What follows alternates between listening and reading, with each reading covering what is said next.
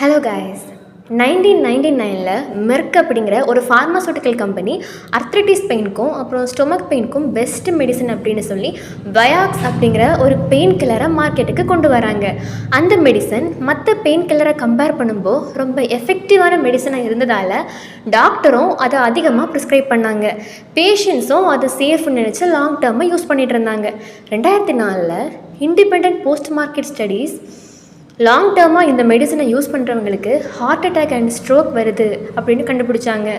ஆனால் இது மெர்க் கம்பெனிக்கு ஆல்ரெடி தெரியும். அவங்க சேல்ஸ் ப்ராஃபிட்டுக்காக இந்த டேட்டாவை பப்ளிக் அண்ட் எஃப்டிஏக்கு அவங்க ஷேர் பண்ணாமல் மறைச்சிட்டாங்க. பிராண்ட் அண்ட் சேல்ஸ்க்கு ப்ராப்ளம் வரும் அப்படின்னு ஒரி பண்ணிவிட்டு டிபேட் பண்ணாங்க.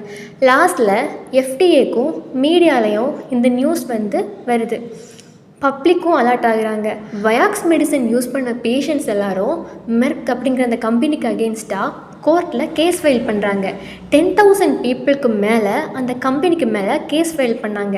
எக்ஸாக்டாக சொல்லணும் அப்படின்னா யூஎஸ்ஏல 14,000லேருந்து 47,000 குரூப் ஆஃப் பேஷண்ட்ஸ் 23,800லேருந்து 27,400 கேசஸ் வரைக்கும் ஃபைல் பண்ணியிருந்தாங்க.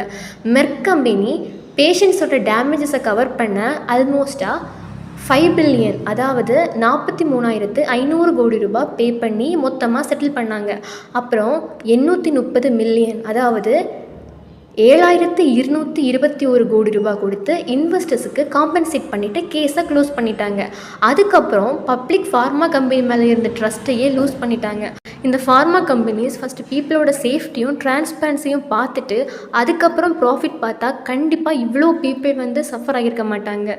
ஒரு பெயின் கில்லர் லேக்ஸ் ஆஃப் பீப்புள்ஸ்க்கு ரிலீஃப் கொடுத்துட்டு ஆனால் தௌசண்ட்ஸ் ஆஃப் பீப்புள்ஸோட ஹார்ட்டை சைலண்ட்டாகவே அஃபெக்ட் பண்ணிடுச்சு.